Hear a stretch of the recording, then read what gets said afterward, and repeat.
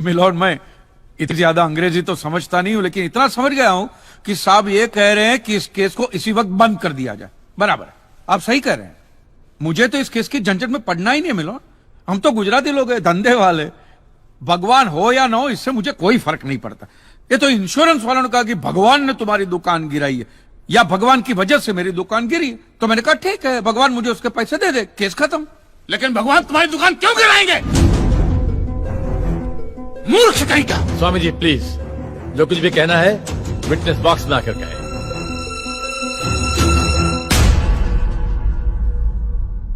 एतस्य पातिकीं क्षम्यताम्, एतस्य पातिकीं क्षम्यताम्।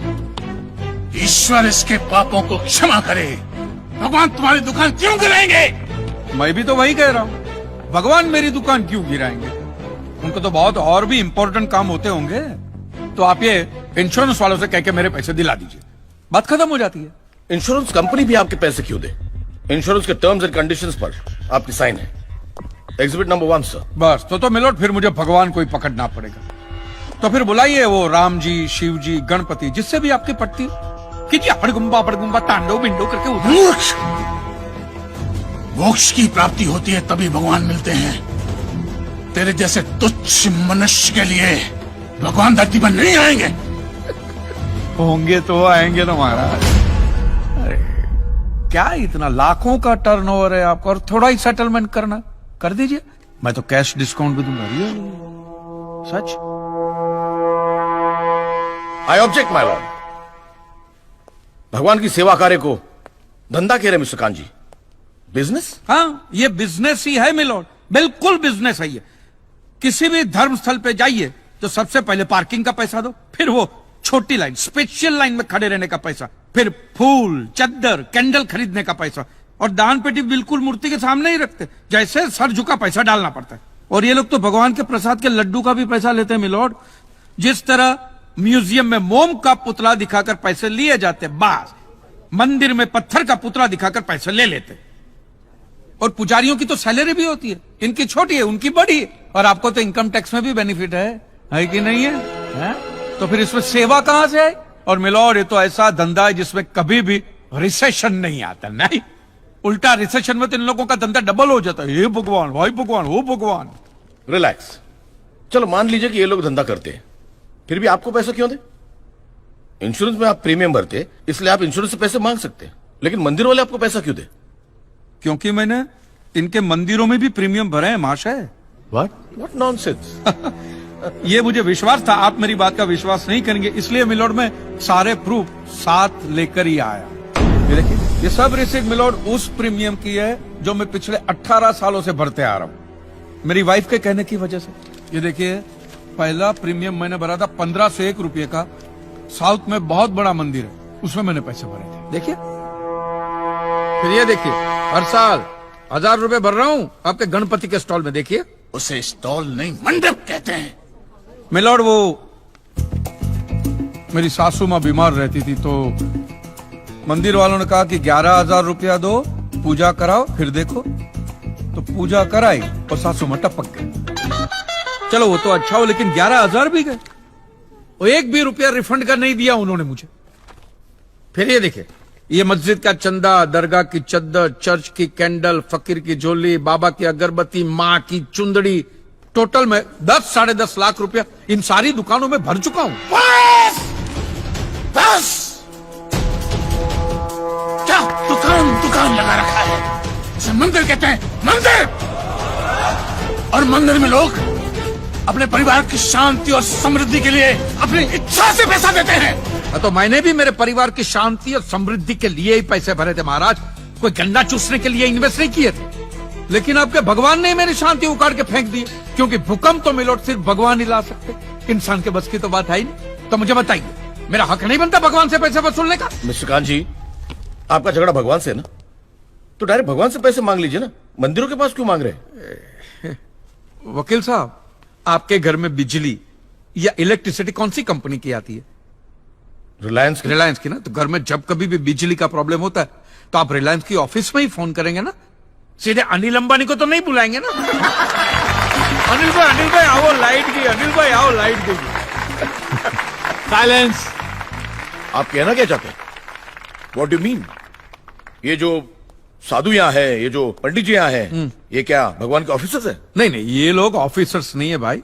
ऑफिसर तो पढ़े लिखे लोग होते हैं। ये लोग तो देखो देखो मुंह देखो, सेल्समैन है मिलोड, सेल्समैन। ये भगवान के कलेक्शन एजेंट है, क्योंकि इन्होंने भगवान की फ्रेंचाइजी ली। न्यायाधीश महोदय, ये मनुष्य नास्तिक है। जो ये कह रहा है उसका ज्ञान स्वयं से नहीं है, परंतु हम तो साधु हैं, इसे क्षमा कर देते हैं। लेकिन इस अधम पाप के लिए दुनिया इसे कभी माफ नहीं करेगी। तेरा घर से निकलना कठिन हो जाएगा अगर भगवान के विरुद्ध कुछ भी कहा तूने। मैया मोरी, ये आपको मेरी चिंता हो रही है कि मिलोड के सामने मुझे चेतावनी दे रही हैं? हमें जीव मात्र की चिंता है। तो फटाफट पैसे निकाले, बात खत्म कीजिए फिर। My Lord, this is enough. ये डोनेशन रिसीट्स है, जनरल सबमिशन। भगवान और मेरे क्लाइंट के बीच कोई एजेंसी एग्रीमेंट नहीं है। हाँ जी, बेतु की बात कर रहे हैं। इतनी छोटी सी बात के लिए भगवान पर केस नहीं हो सकता। छोटी बात मिलोड, ये छोटी बात नहीं है। वो दुकान मेरा सब कुछ है, मेरी रोजी रोटी, मेरे बीवी बच्चों का सहारा वो दुकान है। और एक एक रुपया जोड़ के दिन रात की मेहनत के बाद मैंने वो दुकान बनाई थी। आज वहां पे सिर्फ जमीन का टुकड़ा रह गया है, वो भी कोई लेने को तैयार नहीं है। ये मंदिर वाले कहते हैं श्रद्धा से दान दो, आपका कभी बुरा नहीं होगा। और ये इंश्योरेंस वाले कहते हैं टाइम पे प्रीमियम दो, बुरा हुआ तो हम है ना। तो मैंने तो दान भी दिया है मिलोड, और प्रीमियम भी भरे, और आज दोनों के दोनों ने हाथ ऊपर कर लिए। मैं एक मामूली आदमी, मिडिल क्लास में, मेरा परिवार, मेरे बीवी बच्चे रास्ते पे आ जाएंगे। नहीं मिलोड, आपको मेरी बात इस अदालत में रखने का मुझे मौका देना ही चाहिए। और भारत का संविधान भी मुझे मेरी बात इस अदालत में रखने का हक देता है। प्लीज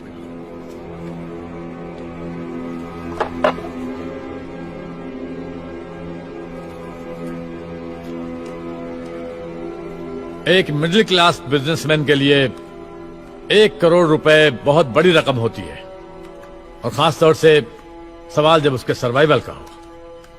इसलिए यह अदालत कांजीलाल जी के मुकदमे को एक्सेप्ट करती है।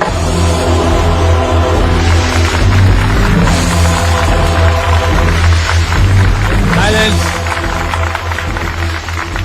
और सारे एविडेंस और आर्गुमेंट्स को अच्छी तरह एग्जामिन करने के बाद यह फैसला देगी कि मिस्टर कांजीलाल को इनके पैसे मिलेंगे या नहीं। अगर मिलेंगे तो कौन देगा, इंश्योरेंस कंपनी या फिर मंदिर? Court is adjourn for the day.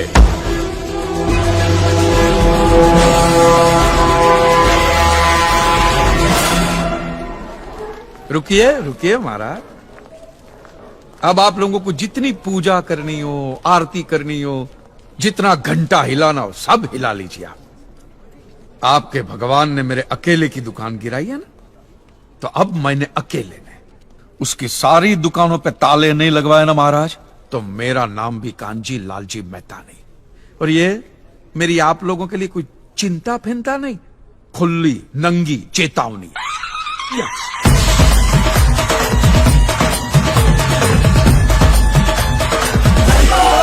ये असलम भाई थोड़े डरे हुए। आदाब। पिछली सुनामी में इनका सब कुछ तबाह हो गया। अपनी बहन के निकाह के लिए इन्होंने जो पूंजी इकट्ठी की थी वो सब पानी में बह गई। तो आप भी कर दीजिए केस। बिरादरी से बेदखल कर दिया जाएगा अगर मैं मौलवी साहब या मजहब के खिलाफ जाता हूँ। देखो असलम मियां, तुम किसी के खिलाफ नहीं जा रहे हो। जिन्होंने तुम्हें मजहब के बारे में बताया, जिन्होंने तुम्हें नमाज पढ़ना सिखाया, उनसे तुम सिर्फ सवाल कर रहे हो कि अल्लाह मियां ने तुम्हारे साथ ऐसा क्यों किया। हाँ, लेकिन मौलवी साहब के सामने असलम भाई, जब अपने और बच्चों के सर पे छत नहीं रहेगी तो क्या मौलवी साहब तुम्हें अपने घर में पनाह देंगे? मजहब इंसानों के लिए बनता है, मजहब के लिए इंसान नहीं बनते।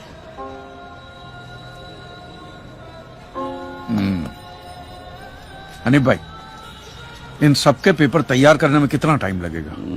जितना वक्त टाइप करने में लगेगा। फिर हो जाए।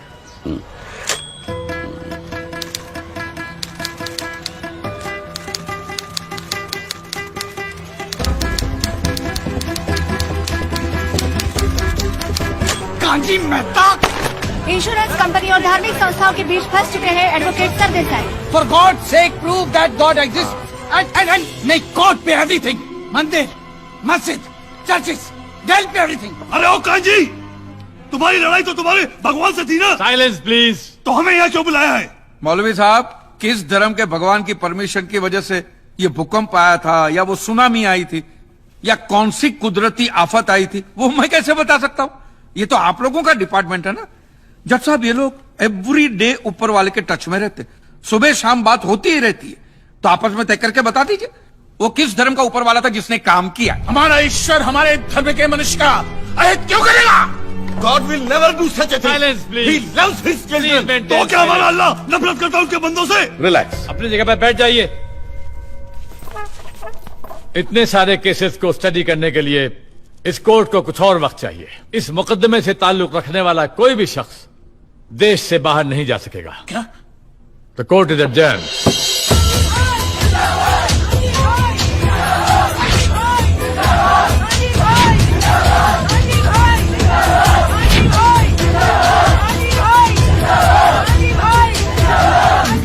महाराज, ये तो सरकारी जगह है, यहां से तो सुरक्षित निकल जाओगे, लेकिन इन लोगों से मंदिरों में, गिरिजाघरों में, मस्जिदों में किस किस से बचोगे?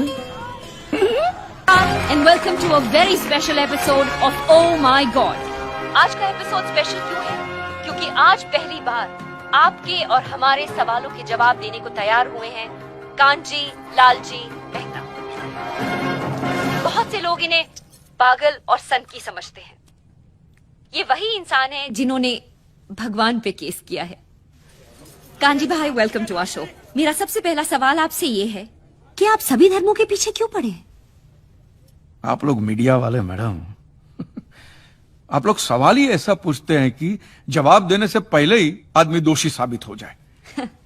मैं सब धर्मों का आदर करता हूं और किसी भी धर्म में मानता नहीं। ये आदमी कभी नहीं सुधरेगा। और अगर भगवान है तो मेरे सारे सवालों का जवाब देंगे। उतना ही नहीं, वो मेरी लड़ाई में शामिल भी होंगे। वो कैसे? अब जब छोटी थी, हाँ, छोटी बच्ची थी, तो अपने पापा से चॉकलेट मांगने के लिए अब क्या करती थी? माने ऐसे पापा के नाम की माला जपती थी, पापा चॉकलेट दो, चॉकलेट दो, चॉकलेट दो, कि पापा के सामने अगरबत्ती घुमाती थी या फूल फेंकती? नहीं, मैं ऐसा सब कुछ नहीं करती थी। जो मुझे जो चाहिए होता था मैं उनसे डायरेक्टली मांग लेती थी। मतलब एग्जैक्टली मैडम, एग्जैक्टली। मैं भी तो वही कर रहा हूं। हुआ यह है कि दुनिया वालों ने मुझे बचपन से ऐसा समझाया कि भगवान तो हमारे बाप के समान है, होगा, लेकिन मैं यकीन कैसे करूं जब तक वो मेरा बाप मेरे सामने नहीं आता? तू तो नास्तिक है, भगवान कैसे तेरे सामने आएगा? माँ जी आप खाइए।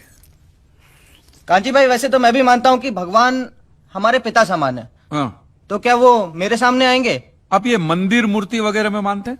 हाँ, मानता हूँ। तो वो तुम्हारे सामने नहीं आएंगे। लेकिन क्यों? क्योंकि आप उनको मंदिर मूर्तियों में ढूंढ रहे हो ना, फिर उनको रूबरू होने की क्या जरूरत है? नहीं नहीं, लेकिन ये तो गलत है।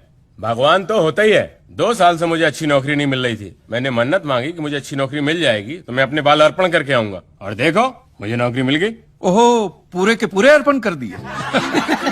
अच्छा, आप जरा सोचिए, आप सुबह सुबह तैयार होकर फर्स्ट क्लास ऑफिस के लिए निकलते, काम के लिए निकलते, और जैसे आप घर का दरवाजा खोलते हैं, सामने बालों का ढेर पड़ा हुआ, काले बाल, सफेद बाल, कुछ डेंड्रफ वाले बाल, कुछ ऐसे जूं वाले बाल, हर किस्म के बालों का बूफे लगा हुआ है। तो मुझे बताइए, आपको कैसा लगेगा? मुझे बिल्कुल ही अच्छा नहीं लगेगा, है ना? तो सोचो भगवान को कितना बुरा लगता होगा। है? भगवान ने दरवाजा खोला कि बाल बाल बाल बाल। ये कांजी भाई लॉजिक तो सही इस्तेमाल करते हैं। आपको पता है इन बालों का क्या होता है? धंधा होता है, बिजनेस होता है। ये बाल अमेरिका, लंदन, ऐसे विदेशों में बेचे जाते हैं। इन शॉर्ट, आपकी श्रद्धा का वहां धंधा होता है। इवन सरिया पैसरा बंदे में दम है यार। लेकिन उन पैसों से स्कूल, अनाथ आश्रम, अस्पताल, चैरिटेबल ट्रस्ट चलते हैं, उससे भी आपको दिक्कत है?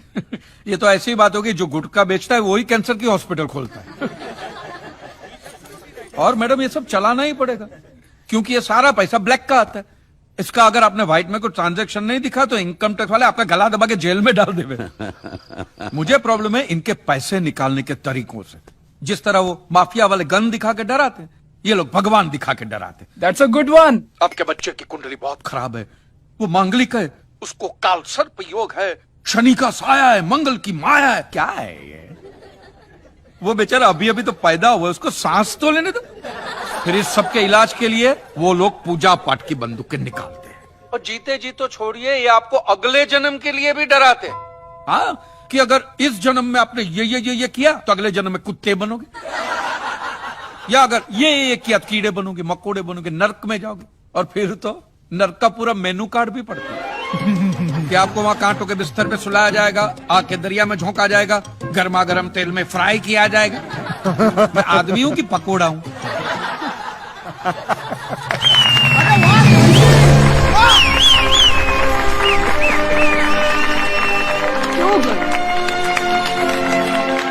तो आपके हिसाब से धर्म की परिभाषा क्या है? मैं समझता हूं जहां धर्म है ना, वहां सत्य के लिए जगह नहीं है, और जहां सत्य है, ट्रूथ है, वहां धर्म की जरूरत ही नहीं है। बिल्कुल सही कह रहा है। धर्म या मजहब एक इंसान की जिंदगी में क्या काम करता है?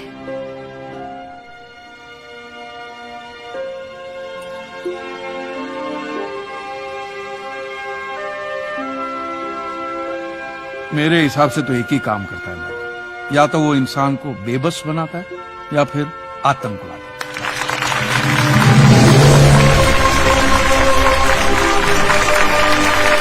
He's too good. नहीं सुन रही। Motivate. Oh my God. Oh my God. Kanji भाई, really you have changed my concept about God. Honestly, court का नतीजा कुछ भी नहीं है। आज की युवा पीढ़ी, युवा क्या, हर पीढ़ी को आप जैसी सोच की जरूरत है। I applaud you. Hey guys, he's my father.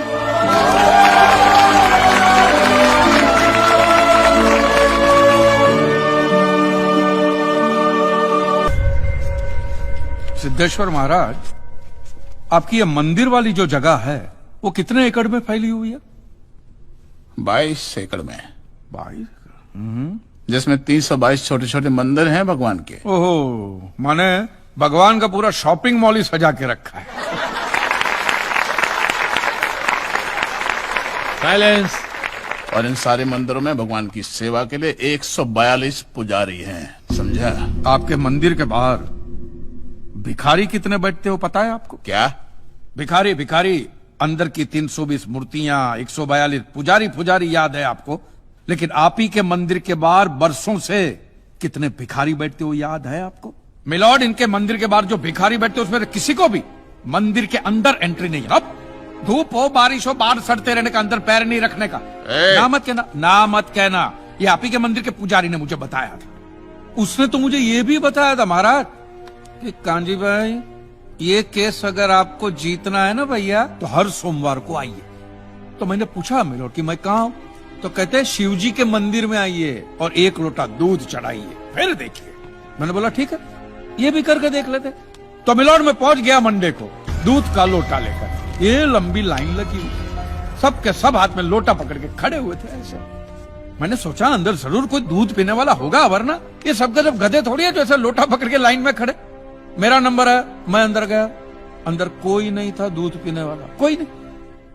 बीच में वो काला पत्थर पड़ा हुआ था, उसे शिवलिंग कहते हैं, मूर्ख।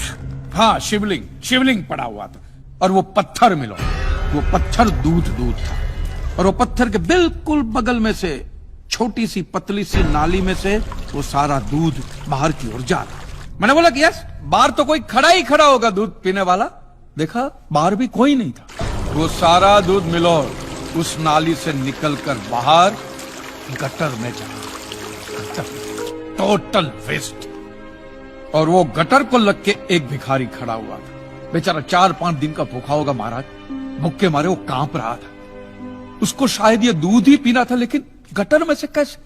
तो उस भिखारी को मैंने मेरा दूध का लोटा दे दिया, और दूध पीकर उसने मुझसे क्या कहा पता है?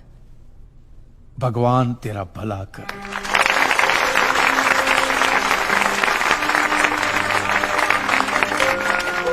तो मंदिर में आने वाला एक एक इंसान वो पत्थर पे दूध डालने के बजाय किसी गरीब के पेट में डाले तो सबसे ज्यादा पुण्य मिलेगा, नहीं? और हाँ मौलवी साहब, किसी दरगाह पे फूलों की चादर उड़ाने के बजाय किसी नंगे फकीर के बदन पे कपड़ों की चादर उड़ाई जाए ना तो अल्लाह को बहुत खुशी मिलेगी। और जीसस के सामने मोमबत्तियां जलाने से अच्छा है किसी गरीब की झोंपड़ी में जलाइए, तो उसके घर में कभी अंधेरा नहीं होगा। क्यों, तुम भी भगवान को नहीं मानते क्या? अरे मैं खुद भगवान हूँ। अच्छा, तो मैं अमिताभ बच्चन हूँ। देखो कांजी, दूध, चद्दर, मोमबत्ती ये सब चढ़ाना एक प्रथा है। भगवान की पूजा अर्चना, इन सब का मूल्य तुम नहीं समझोगे क्योंकि तुम एक नास्तिक हो। जगत की मोह माया से तुम अभी तक मुक्त नहीं हुए। आप तो हो गए हो ना, आप तो बिल्कुल मोक्ष के दरवाजे पे खड़े हो। तो ये जो रीति रिवाज के नाम पे ढोंग चलते उनको बंद करवाइए ना महाराज। शनिवार को हनुमान जी की मूर्ति पे कितना तेल बर्बाद होता है पता है आपको?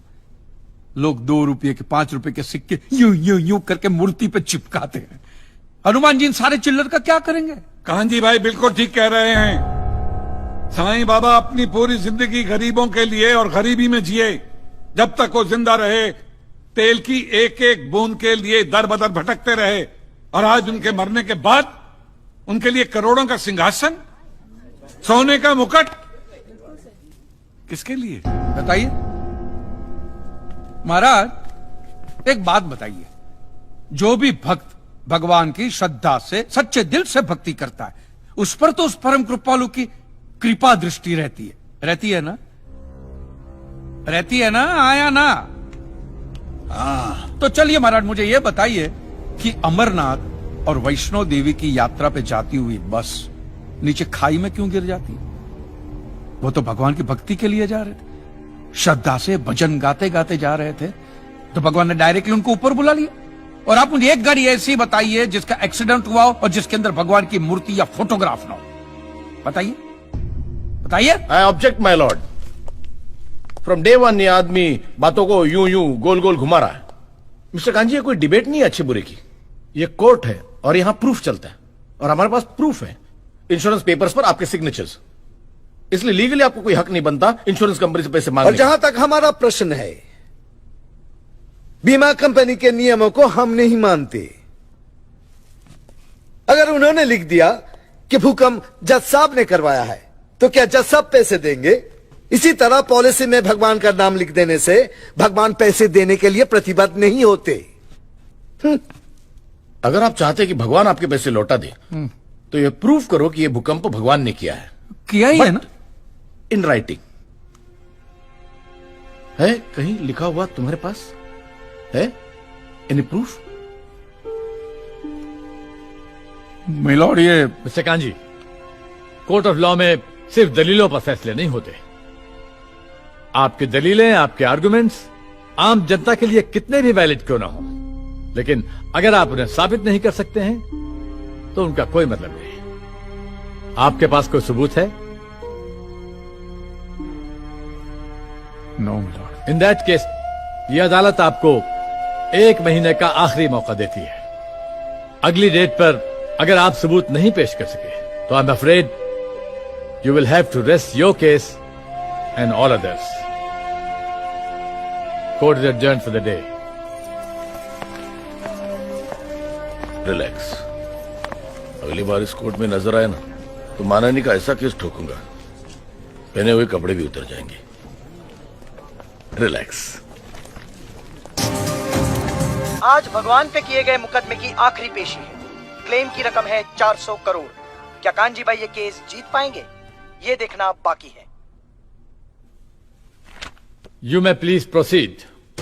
योर ऑनर, इससे पहले कि मिस्टर कांजी अपने तीखे और कटाक्ष भरे व्यूज बिना किसी रेफरेंस प्रदर्शित करें, मैं उनसे पूछना चाहता हूं कि उनके पास कोई प्रूफ है जिससे वो साबित कर सके कि उनकी दुकान भगवान ने गिराई है।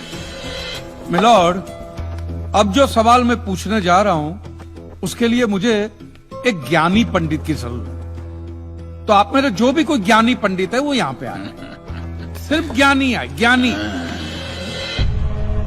हाँ, आप बैठ जाइए।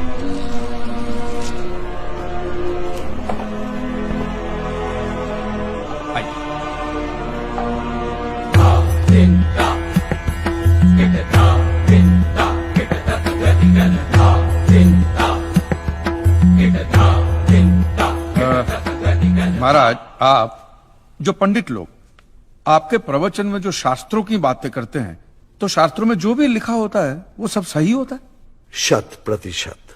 ऐसा कहां लिखा है? ये तो आप कह रहे हैं। गीता में लिखा है। अच्छा, क्या लिखा है गीता में? गीता के 4थे अध्याय का 40वां श्लोक, अज्ञस्य अश्रद्धानस्य संशयात्मा विनश्यति, नायम लोकस्ति ना परा ना सुखम संशयात्मना। मतलब क्या? इसका अर्थ है जो अज्ञानी श्रद्धा विहीन मनुष्य शास्त्र पर संदेह या शक करता है, उसका विनाश निश्चित है। उसे भूलोक या परलोक कहीं भी शांति नहीं मिलती। समझा? ये बहुत इंटरेस्टिंग आइटम है।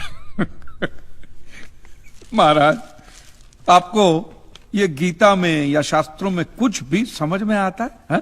कि जो भी लीलाधर महाराज बोल रहे उसमें बस ऐसे समझा समझा करके हाथ हिला रहे हैं। मिलोड, वो स्कूल में छोटे छोटे बच्चे होते, उनको प्रेयर कभी पूरी याद नहीं रहती, तो बेचारे आंख बंद करके ऐसे करके होंठ हिलाते, वो होंठ हिलाते, ये हाथ हिलाते। एक कांजी, तूने एक सिद्ध साधु का अपमान किया है, तो तुझे नरक में भी जगह नहीं मिलेगी। कहां से मिलेगी महाराज? आप लोगों ने पहले से ही वहां कुल्ले टिका के रखे हैं।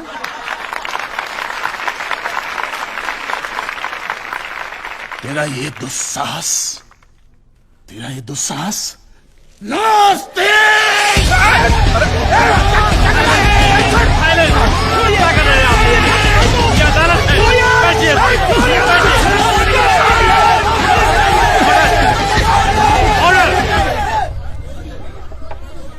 बैठ जाइए।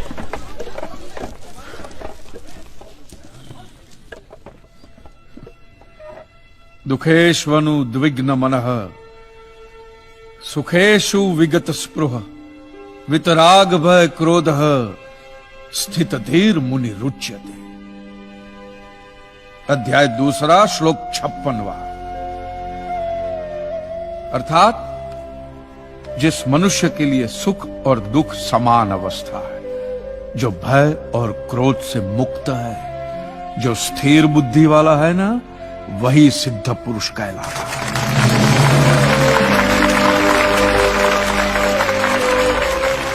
ये मुझे गीता सिखाएंगे? अरे ये क्या गीता सिखाएंगे मिलॉर्ड, इन लोगों की तो आईक्यू भी रूम टेम्परेचर से लो है। आपको 2 बात किया कही मैंने उकसाने के लिए, भड़काने के लिए, मुझे मारने चले हैं। ऐसी है आपकी सिद्धि सिद्धेश्वर? मिस्टर कांजी, उनकी सिद्धि क्या है यह कोर्ट का मुद्दा नहीं है। कोर्ट का मुद्दा यह है कि आपकी दुकान किसने गिराई? भगवान ने गिराई है। यह आप फैसला सुना रहे। फैसला सुनाना जज साहब का काम है, आपका नहीं। आपको तो सिर्फ प्रूफ करना है कि उस दिन जो भूकंप आया वो भगवान की वजह से आया था, जो प्रूफ करना इंपॉसिबल है। Relax relax relax, nothing is impossible. Swami ji, एक बात बताइए, भगवान ने ही ये भगवत गीता कही है? कही है। और भगवत गीता में जो भी कहा गया है वो सब सच है? 100%। Point to be noted milord. तो मुझे एक बात बताइए कि भगवान ने भगवत गीता के 9वें अध्याय के 8वें श्लोक में क्यों ऐसा कहा है कि पूरी सृष्टि का सर्जन मेरी इच्छा से हुआ, इसका विनाश भी मेरी इच्छा से होगा, ये पूरी सृष्टि मेरी इच्छा के अधीन है, इसके सर्जन और विनाश के लिए सिर्फ मैं और मैं ही जिम्मेदार हूं। और ये देखिए मिलॉर्ड, ये बाइबल में भी कहा गया है, Aiza chapter 54 verse 16। See, it is I who have created the smith who blows the fire of coals and produces a weapon fit for his purpose. I have also created the ravager to destroy. अब ये देखिए, ये कुरान शरीफ में भी है। सूरह जलजला 99 आयत 1 से 8 में भी लिखा है कि जब जमीन अपनी पूरी शिद्दत के साथ हिला डाली जाएगी और जमीन अपने अंदर के सारे बोझ को निकालकर बाहर डाल देगी और इंसान कहेगा कि ये उसको क्या हो रहा है, उस दिन वो अपने ऊपर बीते हालात बयां करेगी, क्योंकि तेरे रब ने उसे ऐसा करने का आदेश दिया होगा। रब ने।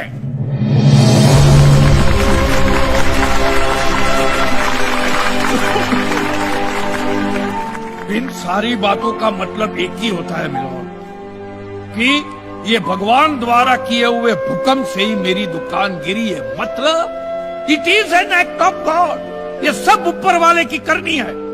और मेरे साथ साथ जिन लोगों का नुकसान ऊपर वाले की वजह से हुआ है, उन सब के पैसे भी ऊपर वाला ही देगा।